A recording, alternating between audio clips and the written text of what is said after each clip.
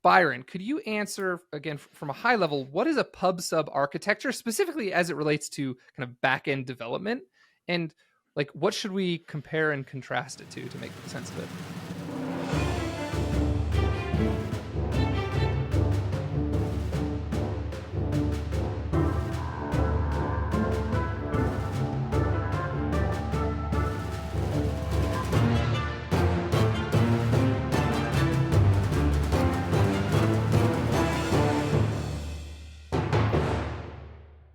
Before we jump into today's conversation, I've got a recommendation.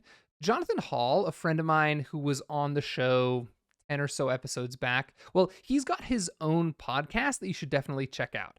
It's called Cup O Go, and we do talk a lot about Go development here on this podcast, but we also talk about a lot of other stuff. And Cup O Go is a great podcast if you really just want to keep going deeper on the Go programming language. So Cup O Go, go check them out. They're on all the major podcasting platforms and on YouTube. Welcome to this episode of Backend Banter. I'm super excited. I've got two engineers here from Synadia. Now, this, of course, is the show about backend development and backend careers, but today we're going to dive into kind of more specifically PubSub architecture, something we haven't really had a chance to talk about on the show yet. So I've got Byron Ruth and David Gee today with me. I want you guys to go ahead and just give a quick introduction. Byron, do you want to start off? Oh yeah, sure. Thanks for having us. And so I actually came originally from the healthcare background. So I was in biomedical research for 15 years prior to joining Synadia. So I have a lot of experience. I manage a couple software teams building tech to facilitate pediatric research. I've been a long time NATS user, which we'll get into probably later in the episode. We'll bring that up. And so joined Synadia about a year and a half ago and have been doing primarily developer relations, but I'm also doing the NATSFM podcast with David and also a release manager for the NATS server itself. Oh, very cool. Yeah, amazing. Thanks for that. David, you want to go ahead? Yeah, sure. Yeah, no pressure on Byron. He's got all the hard things to deal with. Yeah. So hi, I'm David Gee. Been a network kind of software engineer, network designer, architect for 20 years or so. Drawn to the communication landscape, and I've kind of been fortunate enough, even though I live in the UK, to work for a lot of kind of blue chips and the large network vendors. But I started out in life as an electronics engineer, working, believe it or not, on distributed machinery, where you have a communication system on a machine, and then it became how to make those machines communicate together on a factory floor. And then that's how I got into networking in the first place, because I realized there was more money to be made building networks than there was machinery. But the love for the machinery and how they communicate never went away. So I then got involved heavily in communications and software. And I've kind of the pendulums swung the opposite way. And I'm back now in software, looking at communications and not the physical aspects. So yeah, over Synadia, I've got like a million hats, maybe not a million, maybe about 4, but a little bit of DevRel, a little bit of community, a little bit of engineering, a lot of customer facing stuff. And I'm fortunate as well for Amir to go to a lot of the conferences and talks and represent the NATS project and Synadia as well. Yeah, well, I mean, I was amazed when I was just talking to Byron before we went live.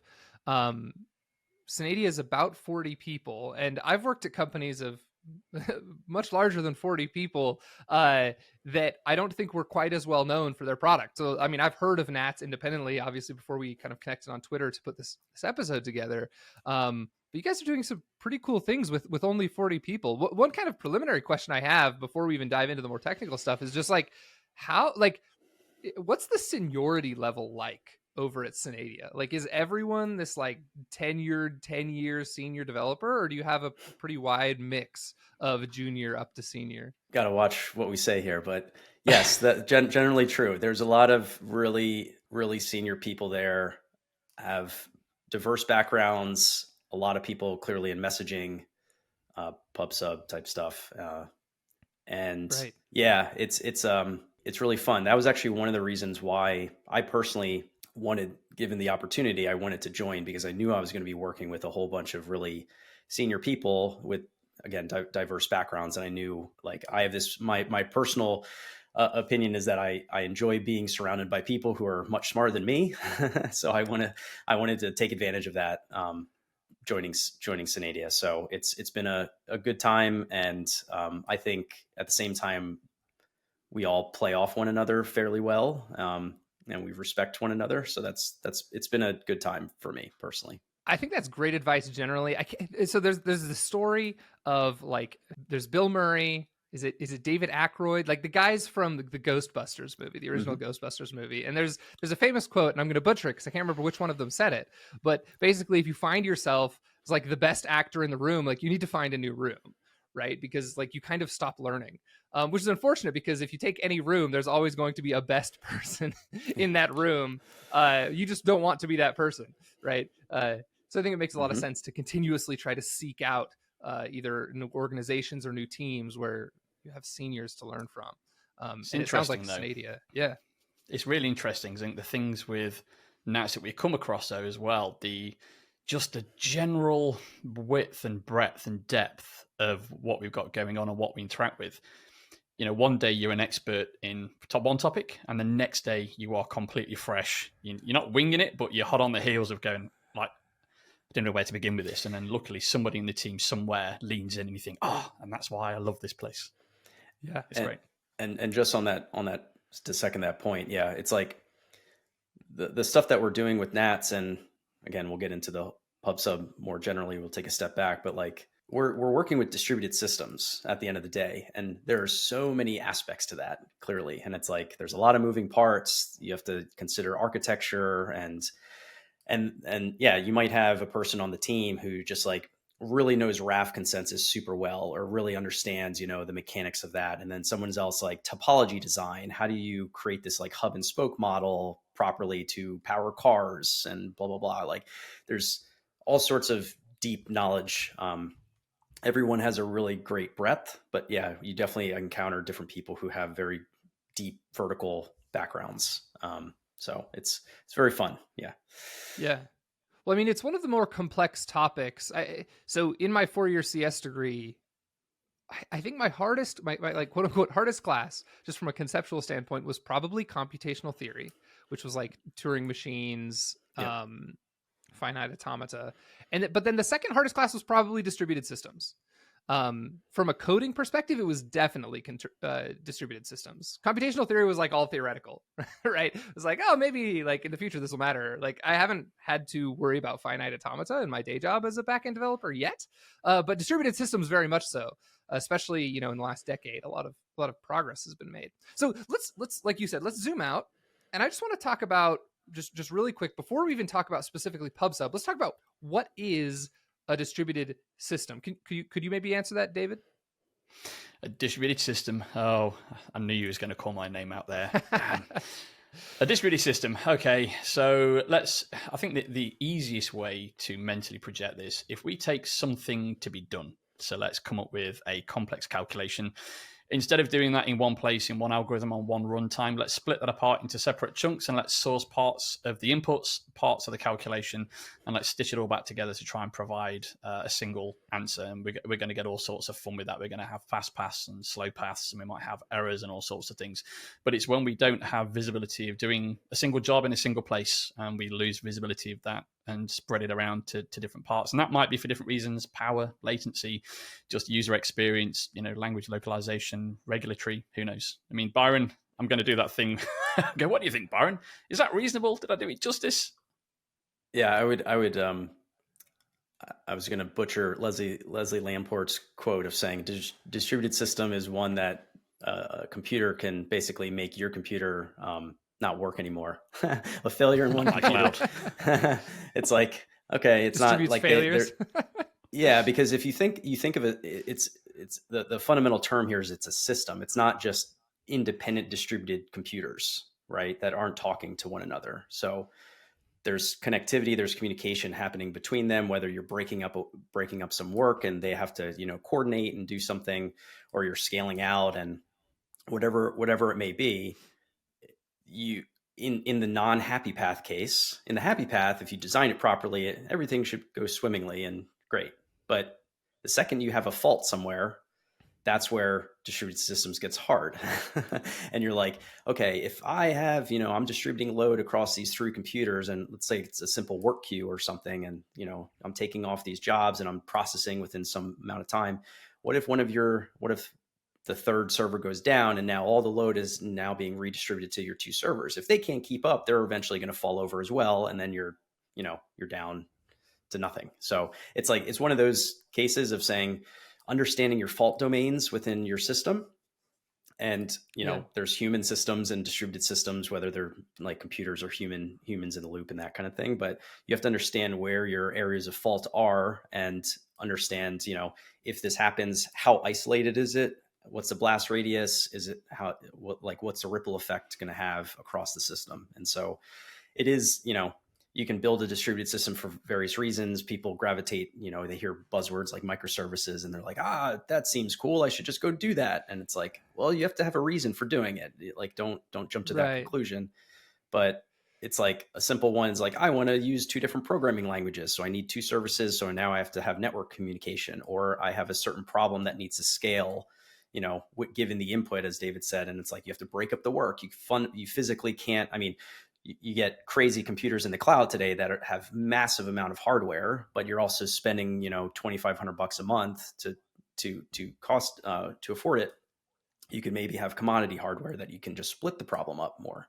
So you got to know, like, why you're building a distributed system in the first place, high availability, replication, what have you, breaking up work. But yeah, it fundamentally is like, these things are all coordinated in some form or fashion together. It's independent processes or physical machines. Can I step in? I know this is going to be the longest intro question ever, the longest possible answer. But I think this is going to be for later on. All right, ready for this one? This is going to be a curveball, like a boomerang, and later on it's going to come back, I promise. So Google is a really good, and that's not me saying go and Google it. No, Google is a system is really interesting because it's set an expectation of what a distributed system is. So Google on a good day, if you go and go, what is a penguin? And it might come back and it will give you different breeds, where they are, their kind of eating habits, and everything else. On a bad day, it might come back and say it's a bird thing that's got some, flippers, whatever, because it's not offline. And what happens with these systems is you build them for survivability as well. So, like an experience, you might say, my distributed system can never be offline. Something always needs to happen. So in terms of Google, it's like parts of it it's always broken in some degree, but it's always functional in your mind's eye. So you're going to get an answer. It might not be a very good answer today, or, the algorithm's broken or whatever it is. And I think these conversations are always great, because with Nats and what we do for a living, we can attack this from so many different ways, whether it's programming language and, skill in a different team and whatever, pick your poison, functional versus, imperative and stuff. We've got all the kind of different corner cases covered, but they allow you to build the systems that people expect when you use the word distributed. Right. And then boomerang thrown. And I'll throw one final term, and I won't say any more, but for web developers, you might be able to think of it as progressive enhancement, in the sense that you want to be able to have this ability to have a minimum functioning thing, like the bird with flippers.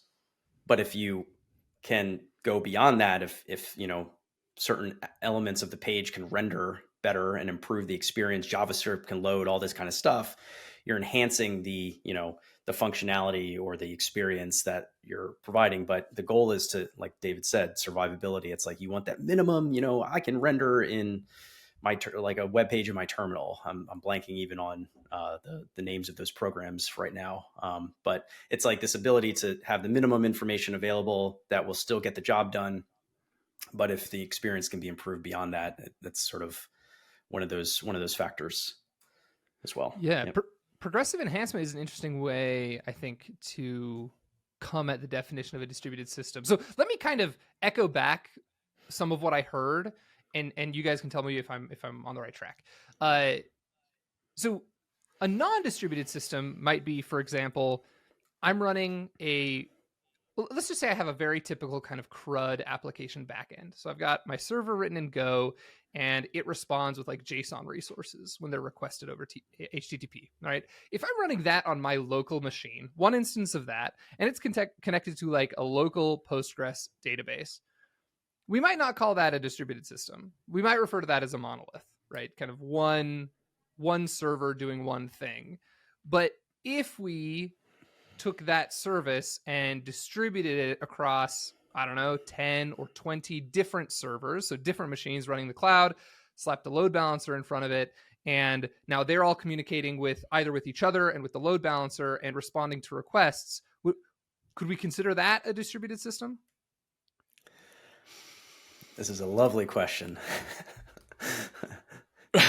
You want to go for that? I know that it's David? like a very simple one, because they're not necessarily. Well, I'll let you guys answer. Yeah. Go on, Byron. All right. I'll start. I'll give you the first shot. Go for it.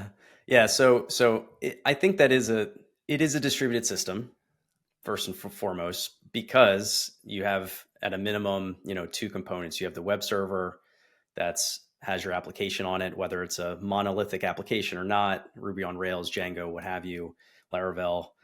But then you have this database dependency. If that database is offline, your application is going to break in a variety of ways. So it's a unit. It's a unit of, that has a particular responsibility, no different than if you implemented two different services that I'm, an addition function and a subtraction function, everyone's loving lambdas, and you can have like these two things. Well, part of your service is going to not work, that client experience, that client interaction. If I try to do subtraction and it's offline, it's not going to work. And so if you hit an API endpoint that requires the database and it's offline, it's not going to work. And so the question is like, when you do, distributed system design, and I would include that there, it's like, well, what is the experience like if it fails, if the database is offline and that happy path fails? One example could be, for instance, if you had a local cache in your application server in process that just basically returned a stale read, like a stale copy of the data, and it doesn't actually have to hit the database. So you have to make that trade-off to say, does this stale data, is that still useful enough for this particular API endpoint, or do I really need the freshest data within a transaction in my database? And then writes are obviously different from reads and all that kind of stuff, but that is a distributed system. And then the second half of the question of saying, well, how would you, if you just replicated your application server? Now, if you ask the question of replicating your database, that's a whole other fun ball of weeds. But the question there, if you wanted, high availability of your application server, like you said, 3 instances through a load balancer in front of it, by default, at least, they would all still be hitting the same database. So that's still the single point of failure at the end of the day. So if that's down, all three, it doesn't matter how highly available you get your application server, it's still not going to work in certain cases. Right. So that's where, distributed databases and all that kind of stuff are increasingly being adopted. And, it's like, you just use a cloud database. They handle like HA and all that kind of stuff. And so don't worry about it. But David, any other additional points there? I'm going to use the most famous term in IT. It depends. I think it depends which angle you're looking at things from. So what you described there, I think probably for the first time in my life ever, disagree with Byron. Certainly in public anyway. Boy. Where I think, that's all right. Don't worry. That's why we call it backend banter. Yeah. Yeah, there we go.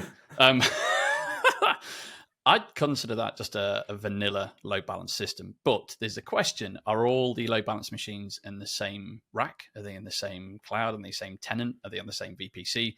If they're all in the same general proximity, then what you're doing, you're load balancing a path. And I think for me, distributed systems is where aspects of a data journey have been spread around. So I'd probably make an addendum to that. Maybe you're getting the logo for your site from a local CDN coming in from somewhere entirely different from the initial load balance front end. You might have some sound effects coming from whatever from a different place. You might be on your website subscribing to a random noise generator because hey, I like the way the wind sounds outside. I want a true random number source. I think when you try and build a system with inputs from different places, from different data sources. I don't just mean going through a load balancer for kind of HA or reliancy or resiliency purposes. I think distributed means for me very, very different things than just kind of let's scale it up by sticking a load balancer on the front. And again, it's not to be offensive to anybody. It's just I think things have that pattern was around for decades. Not in so much distributed. There's a no true Scotsman. I'm starting to hear like the beginnings of a no true Scotsman. Like that's not really a distributed system, even though it's spread across machines, because this is a pattern that we've had for a while, or it doesn't solve all of the problems that we can solve with distributed systems, which I think is fair.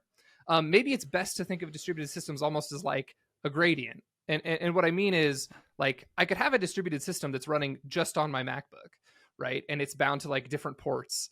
And they're communicating with each other. They're using distributed systems protocols, right? And balancing data across different services on my MacBook. But at the end of the day, if I drop my MacBook in a lake, like the system stops running, right? Which is one of the things that a distributed system is kind of supposed to solve. So like its most basic, and again, kind of correct me if I'm wrong, I think of a distributed system as just kind of any system that requires components that are distributed across either, ideally multiple machines, maybe just multiple processes when you're testing them. And some of the benefits of distributed systems include things like resiliency, right? Like hopefully if one component goes down, the rest of the system, kind of like to your point, David, earlier, can keep functioning, even if it means it has to function at like a lower level. Like maybe not all features are available, but at least most of them are. Or maybe all features are available. The quality of the responses just aren't as good. Are we kind of on the right track?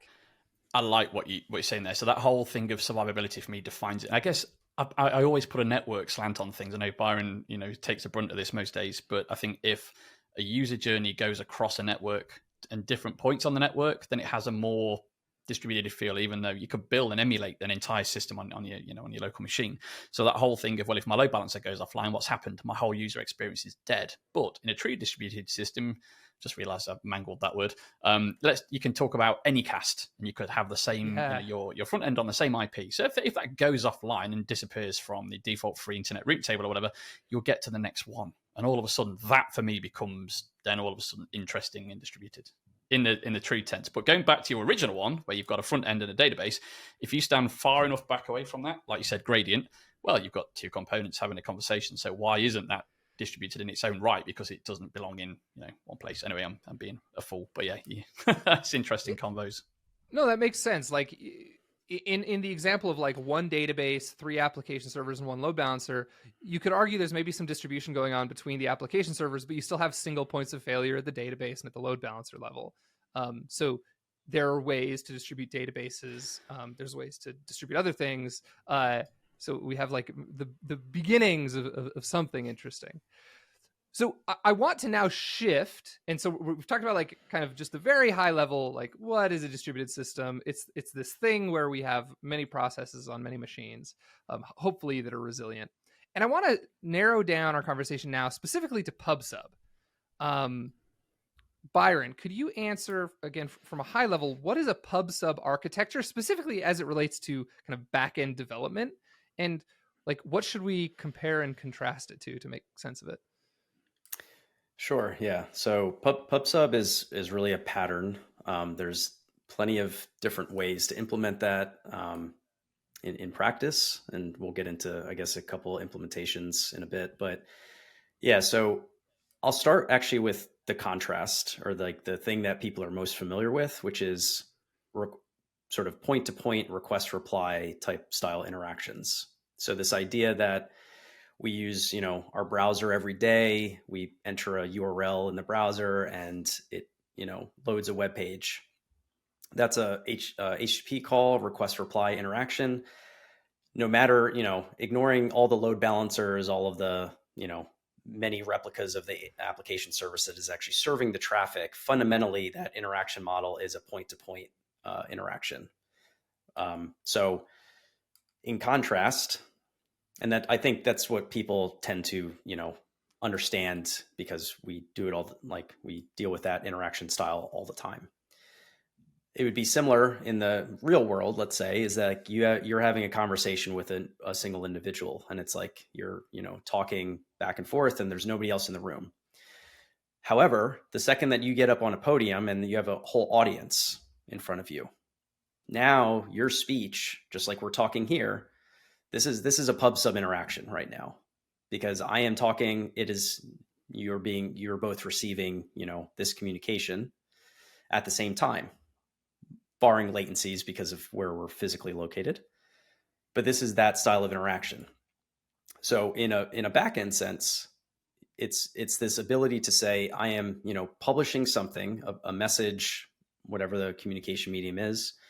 And there's the ability on the other side for people to actively subscribe. And we can talk about, there's terminology like topics and channels and subjects and all sorts of things. But there's some mechanism to say, I'm showing interest in this message that is being published, and I'm listening for it. And so anybody who is actively subscribed at that time is able to receive that, basically a copy of that communication.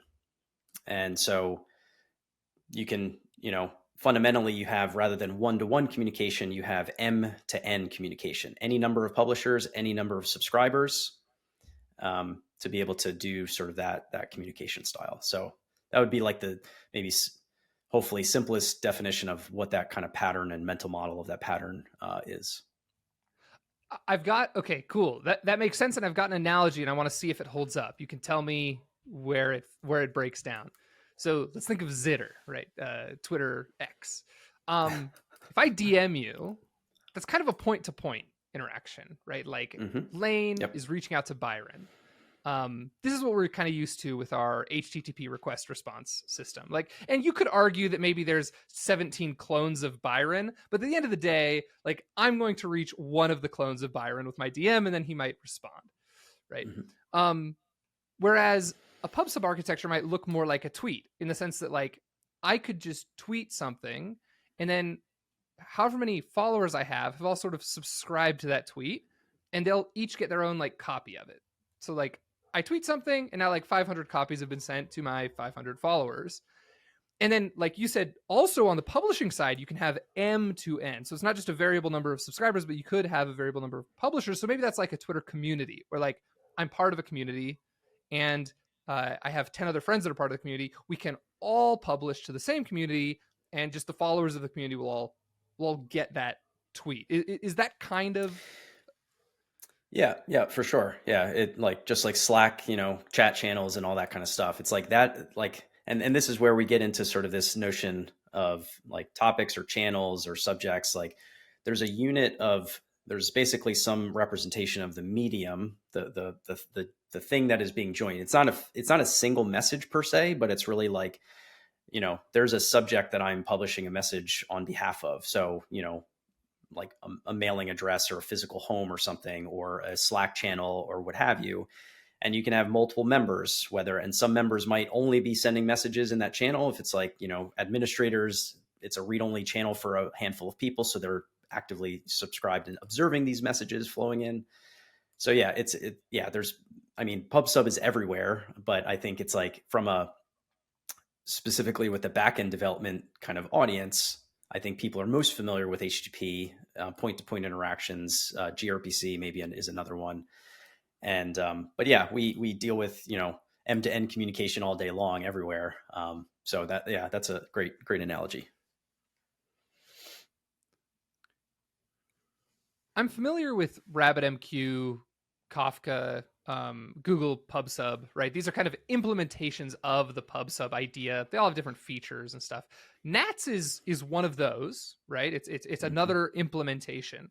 Could we maybe I want to dive into like just very high level, like a very high level example of like what is the process of using Nats? Like someone publishing a message to I don't know if they're called topics in Nats. So like you publish a message and some people subscribing. Like what does that actually look like with a real world example? Like let's say that I have within my distributed backend one service that's responsible for sending emails to customers, but like lots of other areas of my system can kind of trigger events that would result in an email, right? Like maybe to use the example of Twitter, maybe a user followed me. And so that event happened and now I want an email to be sent. Just from a high level, how would we use Nats to accomplish something like that? We're looking at Byron. I can either take that. I talked a lot before, so go for it. So I'm trying to see the social cues. I'm terrible at that. So I love the question because I'm about to launch into a whole set of other questions, and reliability and durability and all these other things. And also definitions really matter. So PubSub architecture, in this case, NATS elevates itself away from Kafka and RabbitMQ and ZeroMQ and everything else, because NATS historically has been misrepresented. And this is a great way to kind of actually maybe level up here a little bit, where it's not just PubSub. PubSub is like the kind of core functionality, and you have request reply patterns, which are those kind of unicast point to point, systems. It's still PubSub. It's just, you kind of limit your audience to one. But then we go a step further, and then we can add streams. So, your messages that go onto a subject can go into an ordered stream. And then we have a key value store, which is a projection of a stream. It's the same kind of technology. And then if you imagine then, well, what if I have multiple keys and they're in certain orders? Could I put an object into there? Then we have the object store as well. So for me, PubSub architecture, it kind of depends, what are we talking about? A comparison, in which case it's like an apple versus a pineapple. It's kind of like, might be fruity and nice, but the two very different beasts. So your question, I love it, right? So you have a signal from a platform, whether it's Twitter, whether it's LinkedIn or something, you want to send an email, you want to do some, ConvertKit stuff, whatever, sign them up onto a mailing list. So the problem then becomes, well, how valuable is that operation to you? Do you want that thing to be durable? Do you need it to work? Or are you happy with it being, well, what's the delivery mode? If the message makes it, it would be nice, but it's not critical. If I was building it, what I'd do is I'd take that message and I put it into a stream. So asynchronously grab that and make sure that signal reach something that I'm going to be 100% confident of it happening. So I need at least once, or at least once, guarantees on that. And then what I'll have is I'll have a consumer. So in asynchronous time, it would then go, I've got something in my hopper, in my stream I need to do something with. I can then go and send an email. Now, what I'd do is I'd open up whatever it is, whether you've written an email application, whether you took some template code or whatever. But the process would look like, create email template, send it to SMTP, whatever. Did it send, get an error code back? Yes. And then I'd acknowledge the message on the stream. So I've got a guaranteed process pipeline to send an email. But if we don't do any of that stuff, and you go, well, what if it was just PubSub? Then we've got no guarantees of the message being handled. And then if the email system, the component that sends emails offline, the messages are lost in the ether. But the second you insert the stream and you insert the durability, even if the email system goes offline and you've done some work on it, you go, oops, bad Dave, I wrote some terrible code and I, relaunched that and push it back out.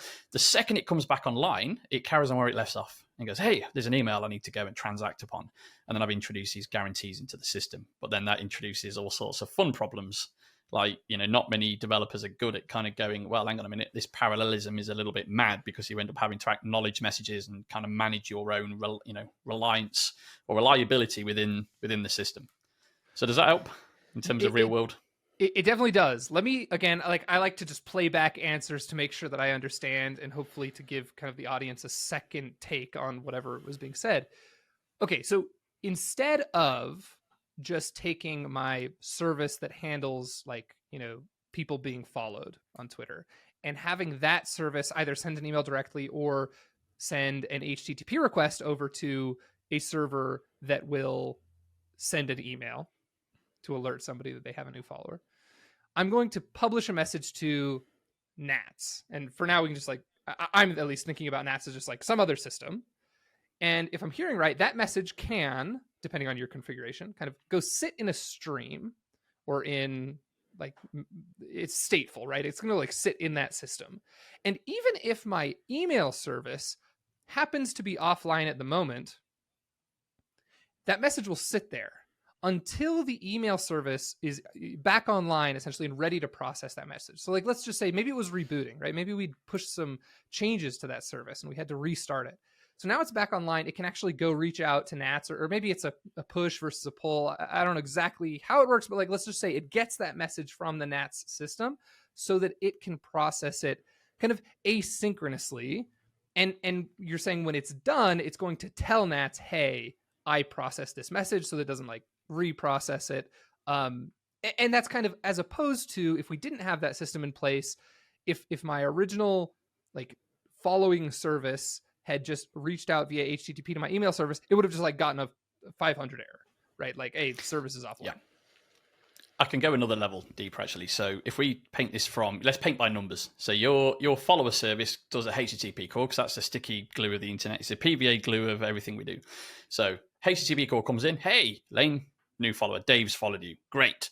Now, what could happen here? Let's say with the NAT solution that we've just talked about, your HTTP call gets an immediate response. I have got your message. Thank you very much. And you're off the hook.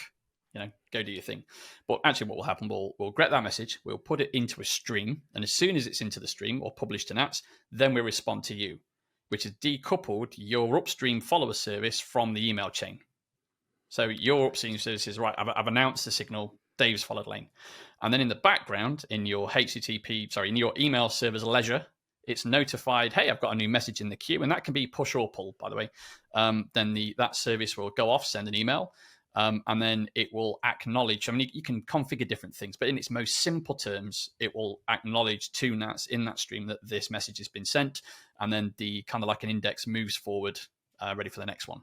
So then you end up with this kind of reliable system. And then in terms of, well, what if, how does NATS handle reliability? Then we can also replicate that stream into different places as well. And you could also then, ready for this, distribute the number of workers, your email workers, in different data centers, different clouds, one on AWS, one on Azure, one in your mum's basement, whatever, wherever you like. And NATS can handle that for you. Go on, Byron. Taking deep breaths. Go ahead, Byron. You got something to say. I always have something to say. I think that's a good kind of baseline example just to kind of connect, backend developers. It's a very common thing that needs to get done. So there's always questions of saying, well, why can't I just like throw this thing in a database, and there's different ways of implementing that particular solution. So we can kind of get into the nuances in a bit, but I wanted to step back just to say, kind of reiterate a little bit of what David said in terms of the set of NATS capabilities. And we get into this, every technology can get bundled in a bucket and say, oh, you're just another one of these. I think where NATS is interesting, purely from a developer centric view right now, because we can get into, topologies and all these other fancy things later. But from a developer standpoint, again, and tying it back into distributed systems, there's this spectrum of communication capabilities that NATS provides. So we have, I typically refer to it as like stateless PubSub messaging. So this idea that, and this was what it was originally designed for and optimized for, which is this idea that the components that are up, let's say your distributed system components, they're connected into NATS. They could be publishers, they could be subscribers. And out of the box, a publisher can literally say, send this message, which is just a byte slice at the end of the day. It's not opinionated about encoding or any of that type of stuff. It says, I'm publishing a message. Any active online subscribers are going to all receive that message by default. And it's optimized for not actually storing anything. So out of the gate. So no streams are involved in that, no persistence, no storage of any kind. And so like in our example from earlier, if the email service was offline, it kind of would just miss that message. It would fire and forget. Yep. So you can think of it the way that NATS works with, and this is a common thing among most PubSub architectures, which is this idea of decoupling space. So with NATS, we refer to this as like subject-based addressing. So once you establish that initial TCP connection between the clients to the server, now NATS as a sort of, it's its own like network effectively. And all those clients have to care about is being able to publish and subscribe to subjects, as we refer to them. That's analogous to topics and channels a little bit. It's a little bit more fanciful. We can, again, get into that more. But the basic idea is that you're publishing and subscribing on these subjects, and they don't care where they physically are located. They could be all in process, to your point, be all, one monolithic process application, but they're still decoupled from NATS perspective, from the location perspective.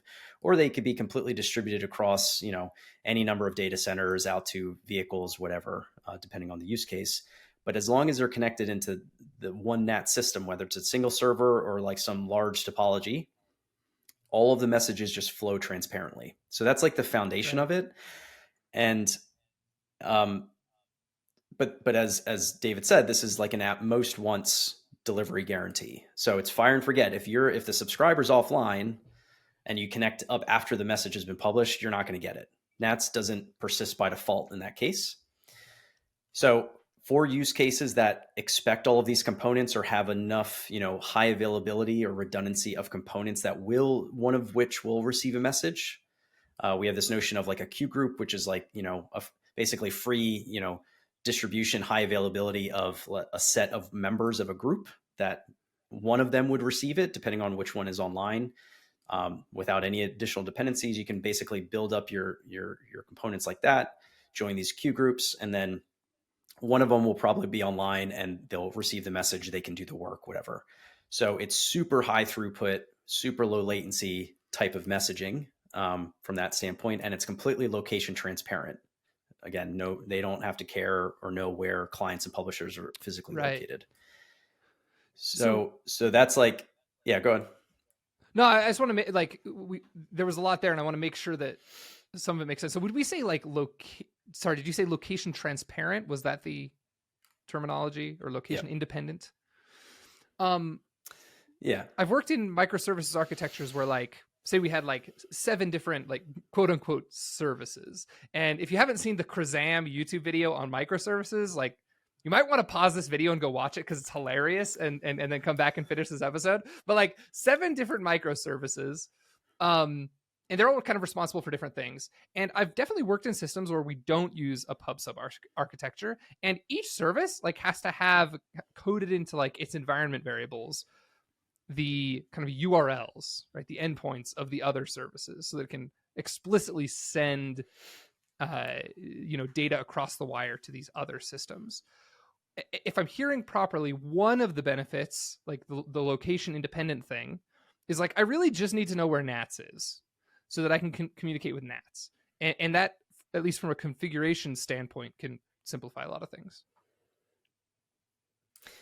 Yeah, 100%.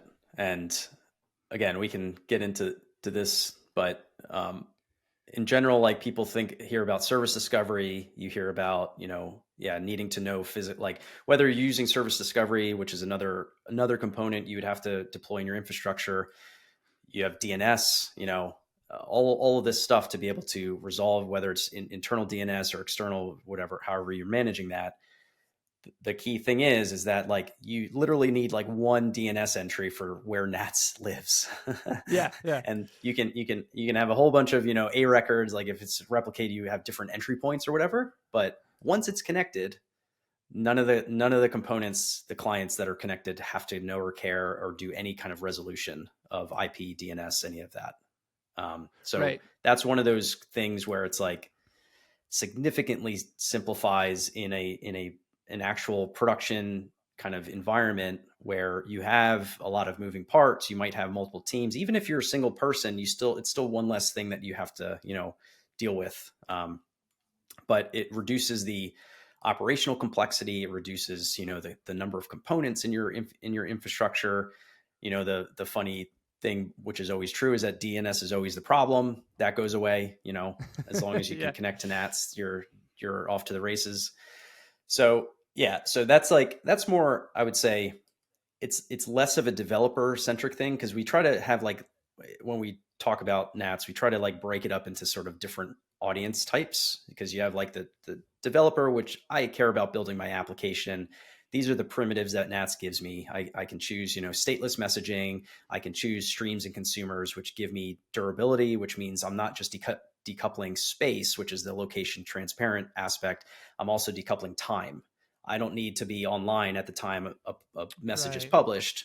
It'll be stored, and I can deal with that when I'm ready, kind of thing, or when I'm back online. So you're decoupling space, decoupling time, and then we have these other 2 client abstractions on top, which are very common primitives that people need for basic state management, which is a KV abstraction and an object store abstraction that actually is built on top of the stream layer itself. So there's a whole bunch of, configuration options and things like that for the stream layer. It is very different from other stream implementations or like write ahead log implementations or log structures like a Kafka. It's more like a message store, like a proper message store. You can actually delete individual messages and things like that. And there's all sorts of fun things in there. Interesting. But but you do have, the whole point of rambling on about this is that like the developer has like these suite of primitives, these capabilities that are very common when you're building any kind of application. And you can just use like one API effectively, one client SDK. We're multi-language, Go, Python, a whole bunch. We have like 11 official ones, I think, and then a whole mess of other community contributed ones. So you can still pick and choose which, language you want, but it's all, you have the same client abstraction using the same server at the end of the day.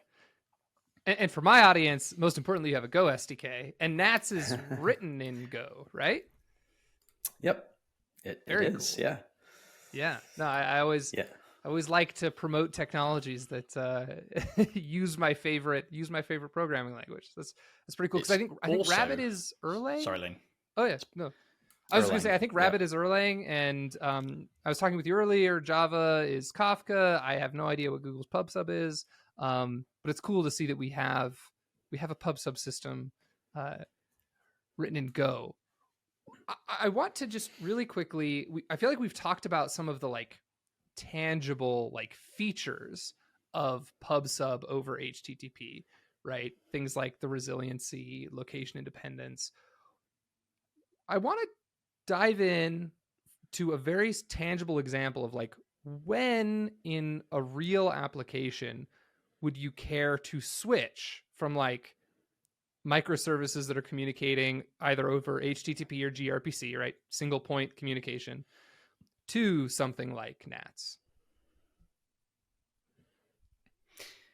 Yeah, I've got a very simple answer to that.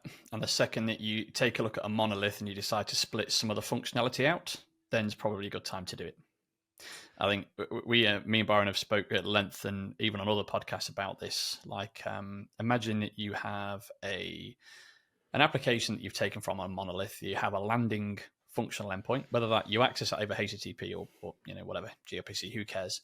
But there is a landing function, and it might be, hey, give me my settings profile for a SaaS, or whatever it is, and that data might get sourced from multiple locations. But the thing is that there's a number of procedural steps. One, go do database dip over there. Two, go get, I don't know, billing data. Is can the user even see this stuff? Have they got a valid subscription?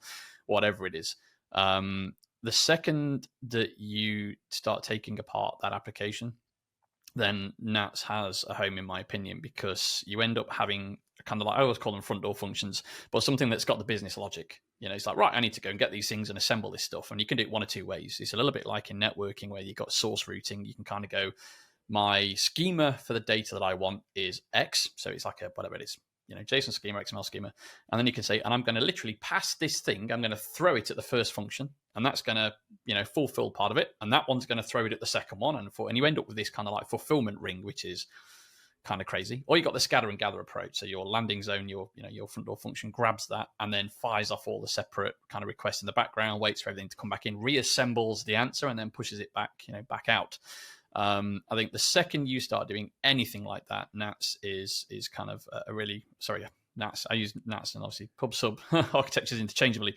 But even if I was trying to find, even if I was, you mentioned gradient earlier, and I love that if I was trying to go from monolith to something a little bit more scalable, what I'd start doing is I break apart the direct paths of communication in a single application. So you take something like Go, I might create a bunch of Go routines that all have their own, kind of NAT subjects where you might subscribe. It might be listening for an email thing or listening for, authentication or whatever it is. So there you have a single distributable program that doesn't communicate internally, but it actually communicates across a network. So what you might have is one instance that communicates with itself over NATs. Now that sounds mad, but you can turn bits of your program on and off with flags, and then you could, copy that and place it in different locations. And all of a sudden you've got this means to scale out. So I think to really wind it up, I'd kind of start these days by thinking, how do I design my program to work effectively with NATS, which means that I can put it wherever I want to put it in the future. And that can backfire because, you try and kill something you've written like that, and it's actually really hard. You realize I've got it running on a Raspberry Pi at home on an EC2 instance on my MacBook, and you think, where are all these instances running? Obviously, NATS helps you with that. But yeah. You made a bold claim, and I want to make sure that I understood it properly because it's big if true. So essentially what I heard was, if you have a microservices architecture, in other words, your app isn't just one monolith running on one server, or you could have a monolith that is distributed across multiple servers, but the idea is it's the same code, right, running on multiple servers. That we would consider that a monolith versus different services that do different things. If you have those different services that do different things, are you saying that there's basically no place for this like synchronous point-to-point communication? Like, essentially, if you're crossing that threshold, it is time for PubSub, or it is time for NATS? So I'll jump in. So I think it's not an either or. So again, if we separate out the interaction style of a request reply versus saying, now I have to do everything asynchronous, those are two different things. The problem with a straight up HTTP, and again, patterns, interaction style versus protocols. Let's decouple those two things. NATS has its own protocol. It has a server. It's a broker effectively, and so on. Whereas with an HTTP server, you are literally hosting the HTTP server, and you are mounting endpoints into your server. Whether you're using a PaaS, whether you're using Lambda, whatever, you're like an API gateway. You're composing these endpoints, and you're effectively needing to take in that traffic and then go do something with that. So in a traditional thing like a Rails, like a Django, whatever, or even a standard Go, web server, you're mounting these endpoints and you're expecting to respond in some way. You could still model an asynchronous behavior in the sense that our HTTP request comes in, I store it in a database somewhere, I store it safely, and I respond, but maybe I'm not going to get to that work. As David said, we can model that very easily with NATS as well, with a durable stream.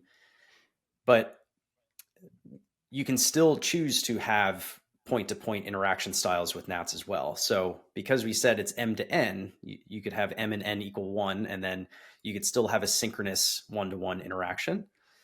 Got it. But like you the have now the waiting for an acknowledgement or something. Like exactly. Like rather and we than actually just have firing a and built-in. forgetting. Okay. Yeah. Sorry, So we actually have a built-in. Yeah, we have a built-in part of all the client SDKs. There's literally as we typically off the NATS connection, the client connection, there's literally a helper method that says request.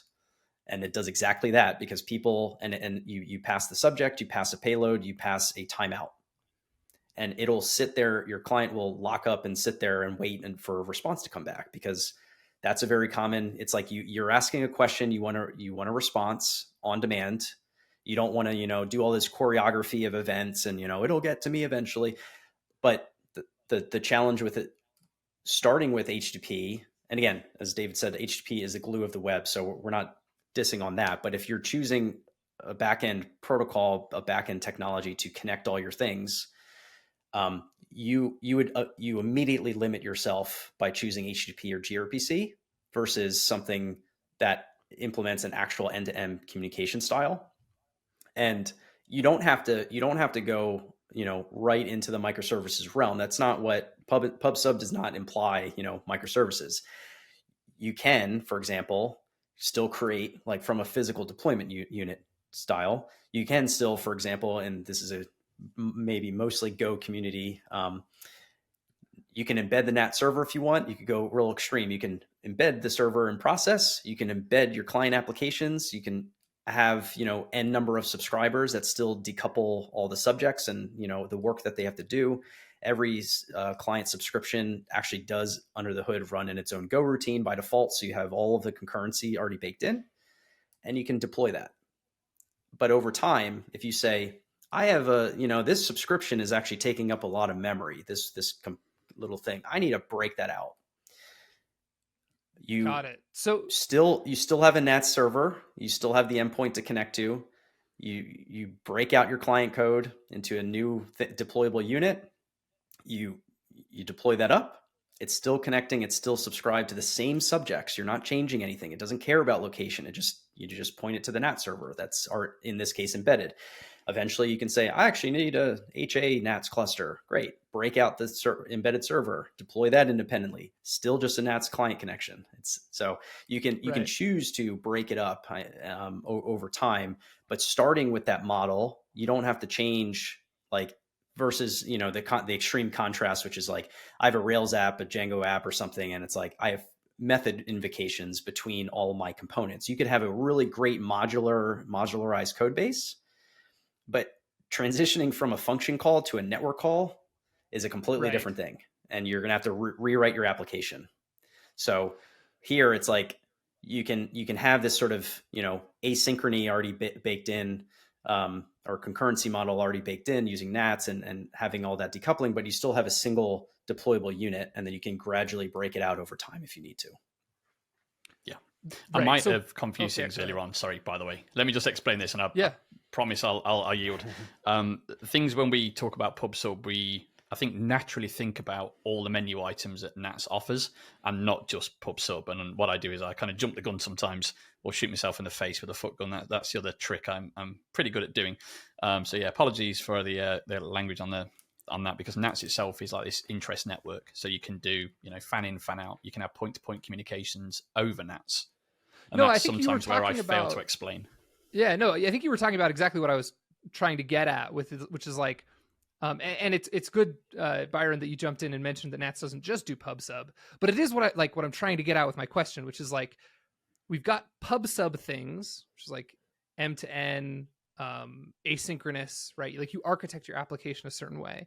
And then we have synchronous, which it sounds like you could just do the synchronous thing through NATS anyways, which is great. It's a feature of NATS.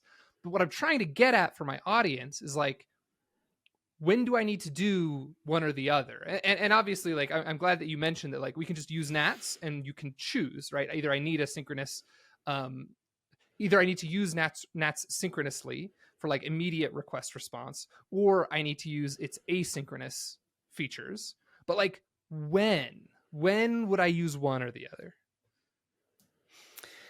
It's a great question. It does boil down. I mean, it's the it depends type of thing, but you can think of, which is an unfortunate answer, but it boils down to, and David mentioned this in his example before, which is like, there's two things. Does the work need to get done right now? So if it doesn't, then you need to put it somewhere and then you can reply back. So that's more of like, request reply style, but on the back end, you're choosing to be asynchronous and actually performing the work. You're still acknowledging maybe back to the client. So it's still technically, a single interaction. That could be one thing, right? So, click follower, it's still coming through. It's about you, and, David's the follower, and I need to build up some cache now because, or add your tweets to his feed or something, or whatever they call them these days, X's. Yeah. So like, there you go. Yeah, Zeets. Just made it up. So there's like that style. So the interaction style is still request reply, but you're choosing on the back end to be asynchronous in how you handle that work. So there's like that bit, but then there's the other sort of component, which is like, as a client, and this is something, again, it's like fuzzy because you can and you can't do this with HTTP. HTTP always expects a reply, right? You can't just say, I am sending a request and I don't care. Like the client could cut the connection off, break my, whatever, but it's not designed for that. It's designed to be inherently request reply. Whereas with NATS, you publish, the client literally fires and forgets. It hits the server. I don't care anymore. It's out in the ether, and whoever is interested in that is going to receive it. And this is most applicable for like broadcasting events, broadcasting, Right. clickstream data, events, whatever it might be. But it's like, I am literally just relaying information, who's ever online, whoever cares, and whoever is online could be a durable stream behind the scenes. A durable stream internally in the NAT server is actually just another subscriber. So it's not just, it might not be a client application. It's literally an internal subscriber. Just my job is to store this data into a durable stream. So it's like you have this flexibility of saying, I'm just publishing, giving that information out. I don't expect any response, but anyone who is interested in this, there you go. So I've got an example, Lane. Yeah, go ahead. Yeah. Sorry, I tell you, this is going to happen a lot with me and Byron. Sorry. It's like, we're kind of like clones in some ways, but I talk way more than he does. HTTP examples. I think HTTP is a great thing to talk about. So let's say if we talk about the same strawman application in two different ways. Number one, so I've got a really crappy web service. You put a description of something that you want to know about in, and then you click submit. What happens, obviously, the browser then, it might do a post, and then it will sit there waiting for a response. And there are confines in the browser, like a timeout. It's just gonna go, no connection. Well, it's gonna, first of all, it's gonna do a DNS lookup, then it's gonna do a post, and then it's gonna sit there and spin and wait. And a lot of kind of naive designs, it might be the HTTP handler gets the information, it gets a post, it might take the data values out of the form, and then it goes and does some work on the back end. And then what it does, it's kind of like, yeah, screw you, browser, and it leaves a connection open waiting, and then it goes off and does some back end work, and eventually the answer comes through, and it goes, yeah, here you go, here's the answer, transaction complete. Now, you could use NATS in that design. So you could, like, your front end function keeps the data, keeps a connection open, and then it sits there and says, right, I am now going to do either a request reply, so we think about it point to point on NATS, or a PubSub and go, right, I need an answer, please, for this input. And then it can sit there and wait. And then it will wait for the answer. And once it gets the answer, it can respond. But mode 2 of that, depending on what you want to do, is your web app could fire off the post, and then the response comes back and it says, now listen or watch this key value, or listen for this subject. And it could subscribe or basically listen for an inbox.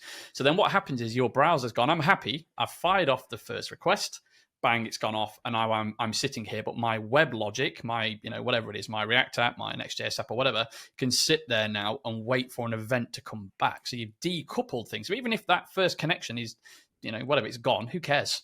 You've now moved on, and you've got this distributed workflow by design where your app can listen for, event coming in from the back end in its own time and space, which means you could even do a refresh on the browser, and providing that some local state's been set, it can carry on listening to what it was listening for. And you can get on a plane, you can go on a train, and you get back and, magic, my application sorted out. You've designed within the constraints, but NATS can provide for both patterns. So it's not really when should you use it. It's like, well, I think Byron said it probably the best way, in a much easier way. It depends. What are you designing for? What user experience do you want? How reliable do you want it to be? That's a fantastic example. The problem with a lot of these conversations is, like, the right answer is it depends, but, like, I don't really care, because that's not interesting. I like to come up with, like, rules of thumb. So, like, we can just kind of leave at the door, like, yes, it depends. There's a billion edge cases, but, like, what are some rules of thumb that we can kind of talk about, so that at least from a high level we can understand when it would be, like, good to at least start investigating this other route. So, like, I think one of you said, I think it was Byron, you said, like, do I need something to happen immediately, or do I need something, or like, do I not really care when it happens? So I think a great example of this is in boot dev, when you're doing lessons in the app, you're completing exercises. And in the first iteration of boot dev, we had the HTTP handler that you would post your answer to respond with any, like, earned achievements that you unlocked when you submitted that answer, right? So submit answer, Backend does a bunch of logic and responds with, like, oh, you happened to unlock this achievement and you earned 3 gems and 200 XP. In a later iteration of boot dev, that started to get fairly complex, and we realized we didn't need, like, all of that stuff, A, to happen within the same HTTP response, and B, we actually needed to trigger other things off of, like, that submission. So we did end up transitioning part of our system to a PubSub event. So essentially what happens now is you submit your assignment. All you get back is, like, was the assignment correct or not? And then on the back end, if the assignment was correct, that message is published, and we have other services that are looking to check, like, oh, were achievements unlocked? Was XP unlocked, right? Did you level up? Those events are transmitted through our backend system, and anything that's unlocked gets pushed back down through a WebSocket. So like David said, you can like refresh your browser, and even if it takes a couple seconds to process all of those events, like those things are going to get pushed back down to you on the client, eventually. And I think eventually is a really good operative word for some of this stuff as like a heuristic. Like if you only care eventually if that email gets sent, right? If like it just needs to go out sometime in the next couple minutes, right? Then it could be a good candidate for this kind of asynchronous stuff. Yeah, for sure. And that's you hit on a key point there, which is when you design a system, let's say from a new feature, whatever, it doesn't matter what it is. It's always very short-sighted to assume that some event that occurs in your system, there's only ever going to be one thing that is interested in that.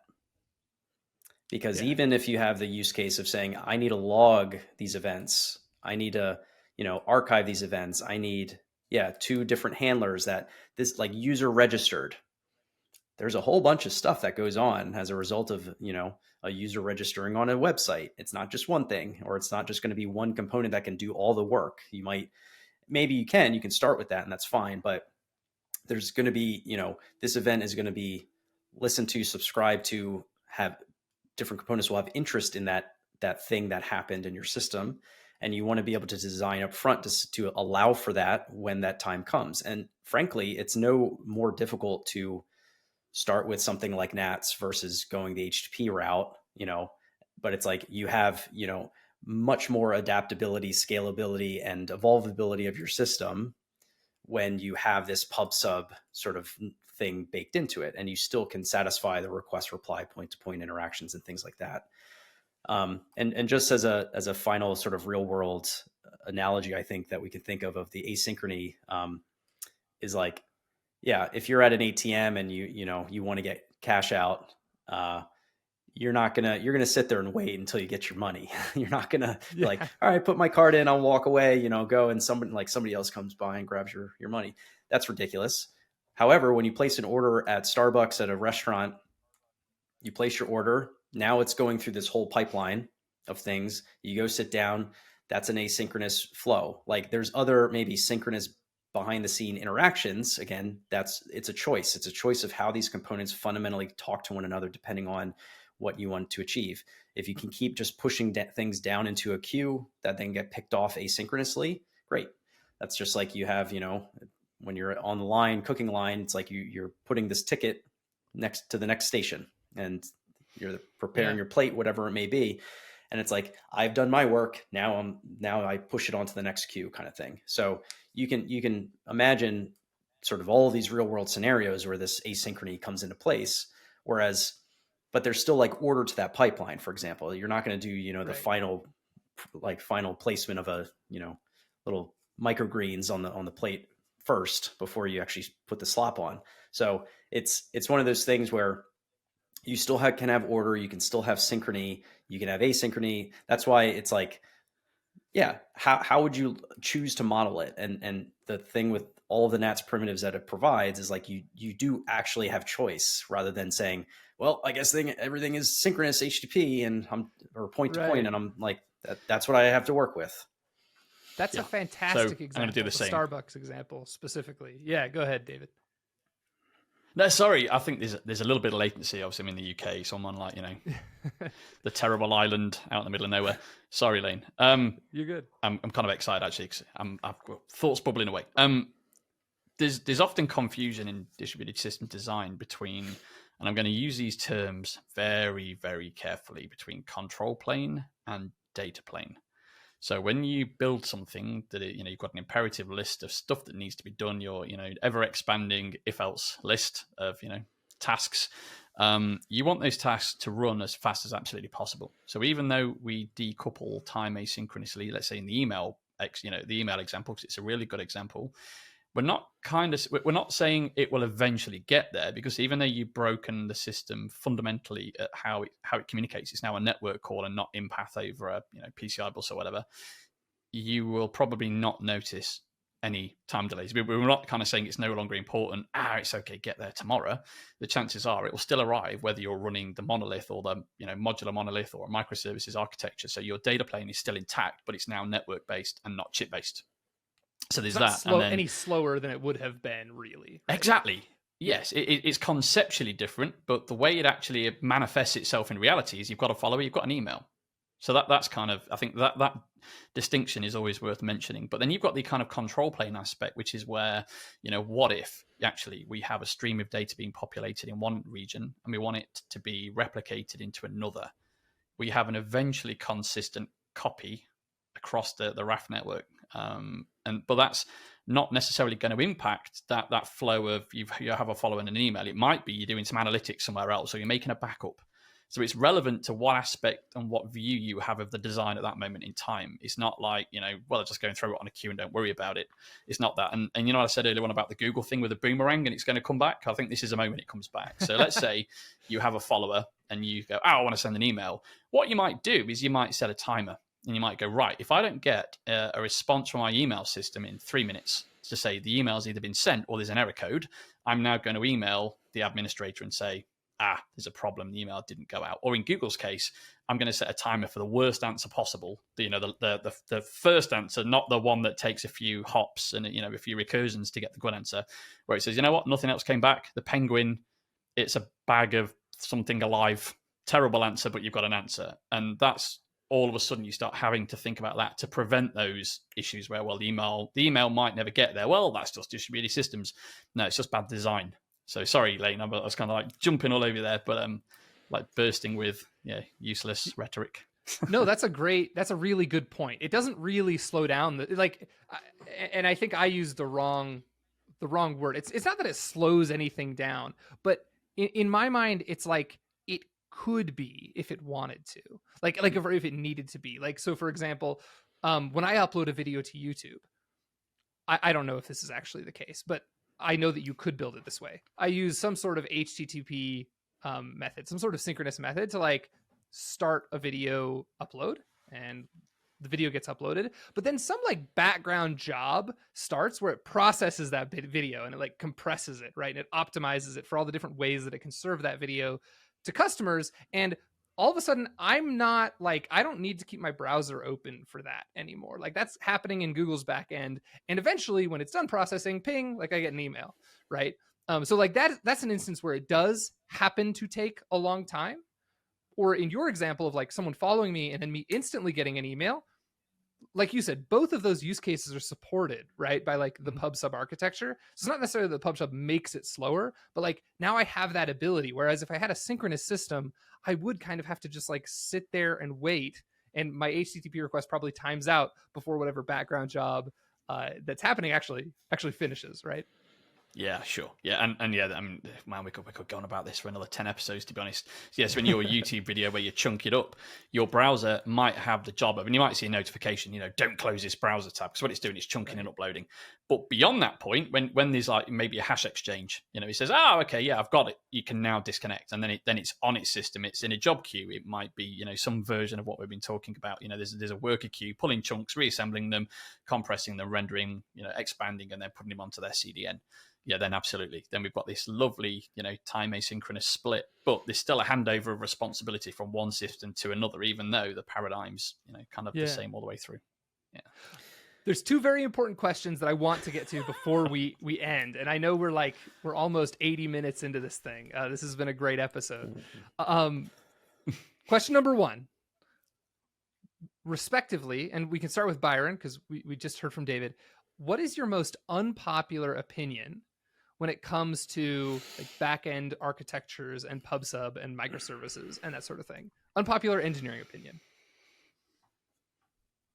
Oh boy, I have two bangers, I think. The one is partially what we've been sort of talking to, and this is again, like HTTP exists and it was originally created for the web. That was what it was designed for, and people have picked that up and said, let me build a distributed system using it as the fundamental protocol.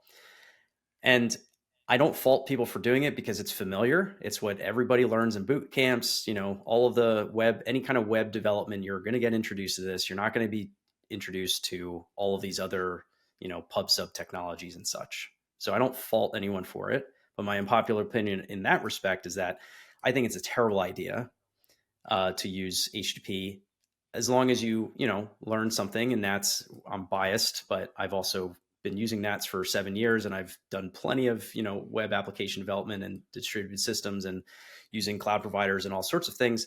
I think Nats is a very, very sensible starting point that people should genuinely consider as an alternative starting point. My second, real quick, unpopular opinion, completely unrelated to this because we didn't talk about it, is, and if listeners don't know, or watchers don't know about event sourcing and CQRS, command query responsibility segregation, and domain-driven design, things like that, there's a whole bunch of these words that once you learn them and you adopt them and really understand them, I think it's a fundamentally better way of thinking about a problem space, breaking it down, and using, proper domain language rather than just saying everything's a CRUD app. And, it's just, I'm going to use my internal terminology, and it's not going to be the terminology of the business or the use case that I'm actually solving for. And I think this notion of event sourcing as a quick 20-second thing for people who don't know, it is fundamentally a different persistence model than, an update in place database, or like I have a record and I'm changing a column value, and at any given point in time, I only have the current version or current snapshot of what that state was. You don't actually have any of the historical stuff. You don't even know how that state got to where it was. And the reality with event sourcing is really the acknowledgement that events happen whether you choose to acknowledge them or not in your system, whether you choose to store them and throw them away. Like that's a choice, but events are happening whether you like it or not. And it's just like, you should acknowledge them, because then if you have a log of events, you can actually see how the state ultimately, resulted at the end, rather than going back in your database table and saying, how did that bug happen? I don't know what led up to that. And that happens all the time. And it's like, but if you had, the log of events and then you're computing the state relative to that, you can still use a database and materialize it and to allow for SQL queries. But, if you don't have that log of events leading up to it, you're kind of in the dark. So I think it helps with better design and understanding the domain well, because you have to use the language. You have to think about what an event means. You have to think about a command or a query and what that means. And your choice of, how you want to materialize things, query things, that's still up to choice. You can still use databases. You can use Mongo. You can use whatever you want, Dynamo. And, so that's one of those unpopular opinions, because I think people can get really heated about it, and they're like, it's overly complicated. It's just like, well, experience, it takes time to learn and discipline to adopt these methods and to learn them, for sure, just like anything else. But like, if you're brand new to programming, you didn't know what the heck a CRUD app was. You don't know what HTTP was. You don't know all of these like JavaScript frameworks. It's no different. It's just a different suite of methods and technologies that you have to learn. But it's anyway, you have to be pragmatic with things, but I think as a starting point, like that's generally my go-to, because it helps me think about the problem better. Right. So that's maybe an unpopular. No, that's great. HTTP is bad. Event sourcing is good. We'll have to do a follow-up episode later on event sourcing, so we can actually dive into it. But, sure. Cool. David, what's your unpopular opinion? Just one. I'm English. I've got all the popular opinions. I'm like the master chief collector of unpopular opinions. I've got one big gripe in life, and it's just take a step back. I'm putting a positive spin. The gripe: people who don't take a step back and breathe and think about what it is that they're trying to do, so they'll just kind of start writing code and go, just ship it. Yeah, but it kind of goes back to what I was saying earlier on. Like, I will center a design around, well, how do I make sure this thing is resilient to a little bit of failure? How can I just scale it just above, one user? If I start there and then, next week I take a copy of it and shove it on a different VM and it works, happy days, or I shove it into a Lambda or, whatever. My biggest gripe is those that rush in design and ask all the questions based on their, just going to say it, crappy design and blame, something else because of naivety, whatever. Yeah. So that's my big thing. I see too much of it. And it's no finger pointing either. It's just everywhere. That's the, you see justifications for a bad decision. It's like, well, you can just say, that was a bad decision. Let's go back and rethink that. Yeah. Just take a breather. Have a think. Have a think. Reading. Have a think or do about what Byron your does and design. go for a run. Yeah. Think about it. What are you trying like to achieve? Do you know all the answers to what your expectations are? Like, I build things on my own a lot. And I have to sit down with a whiteboard and go, what am I building here? What's this for? Am I tickling just a need to build something, or am I actually serving a purpose? And what does that purpose look like? Is it important? How important? Yeah. And once you get to truth, then, suddenly you find your design can be a little bit simpler or, whatever. But yeah, take a breather, step back, think. I like that a lot. And I especially like it in the realm of rewrites. So like you've got some messy code base. And I've been a part of several rewrites where I think if we had taken just like we had a working system, we knew it was going to bump into, or it was bumping into some like either scalability limits or architectural limits. It's like, we don't need to rewrite it today. Like, let's figure out what the problems are. Take a second, like rewriting or re-architecting or refactoring. Like those are big jobs sometimes, and kicking off a 4-month project without at least taking a day to think about it. I completely agree. That's a great one. What about you, Lane? Come on, fire us one. You've got to have one or two. Gosh, nobody's ever held up the mirror on the show. Oh man. At the moment, I would say, oh man, is it going to be unpopular? Sorry, give me just a second to gather an unpopular one. The listeners have heard a lot of my popular opinions. In the Go community, I do think I have an unpopular opinion. In the Go community, my second biggest gripe with Go, my first biggest gripe with Go is the lack of enum types. I wish we had like some types, union types. My second biggest gripe with Go at the moment is the context package. Request context, the standard library's context. It is used to store dynamic values, and that kills the benefits of static typing. And that drives me absolutely bonkers. I don't have like a solution to this. I don't know how we would fix it, but my unpopular opinion is that the context package is good for timeouts and sucks at basically everything else. There it is. I like that. Yeah, that's funny. The first time that I learned, and I've been a Go user pre 1.0, but when the context package, which I know was later in life, was introduced, I never personally once used the value method to store any data because it never made sense to me.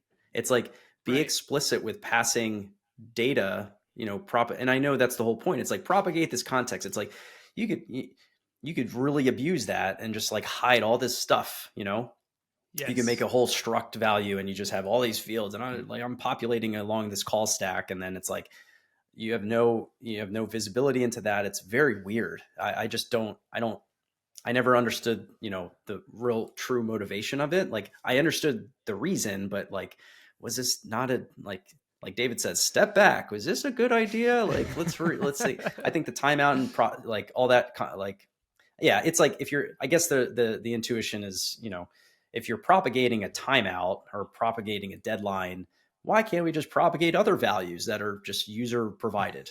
Maybe that was as simple as it is. I don't know. I think there are cases where it is maybe, but I'll stop. Yeah, I need to do another episode on the context package as well, because it drives me nuts. It's used for like middleware, right? To like add values to like handlers. Mm-hmm. But I try to avoid it like the plague, at least for that use case. I do use it for timeouts, of course. I'm not a crazy person. Cool. Thank you guys so much for coming on. Before we end, I want you to each tell the audience where you can find your stuff online, where you can find Nats, Synadia, like just plug all the stuff that you want. My audience of kind of, just starting out backend developers to be able to find resources about what you guys are working on. Sure. saw the hand. So yeah, I have not blogged whatsoever recently, but I do have a website, just byronruth.com. I have some existing. I actually transferred a lot when I joined Synadia. I started the Nats newsletter on my blog before I joined, and then I transferred all those assets over to the Synadia website, and I've been maintaining that ever since. I forget, we're up to quite a few, year and a half to 2 years of worth of newsletters for Nats. So that's a really good resource for people. And then I'm on X, Twitter, whatever. The handle is it comes across terrible in audio, but the devil, but it's the developer. So it's DEVEL. Oh, nice. Yeah. So I got that handle very early on. Yeah. So I'm on there, and LinkedIn as well. But yeah, we have nats.io is the website, and synadia.com is that. And then I'll kick it over to David. No worries, I can hear my wife shouting me for dinner, so that's well timed. Yeah, so I'm on X, Twitter. If I say Zitter, it just sounds like I'm swearing. I forgot what I am. What am I? At dave.dev, DAVEDOTDEV. I've also got the dave.dev. There's a blog up there. Me and Byron host as well the NATSFM Podcast. So you can go to just nats.fm and catch me and him rambling about more of this kind of thing as well. I think, Byron, you covered everything else off. You've got the natsbyexample.com site, which is fantastic for getting to grips. Plenty of Go examples on there. And you can just take code examples and run with a lot of the stuff that we've been talking about here. And for the documentation, just head over to the Nats site and you'll find lots of stuff there as well. So yeah, thanks for having us. This has been cool. Yeah. No, thank you guys so much for coming on. I will put links to all those things down in the description below. So for anyone who is having a hard time typing domain names out of audio, it'll all be down where you can click on it. Thanks again, guys. I'll see you later. Cool. Thanks so much. Thank you.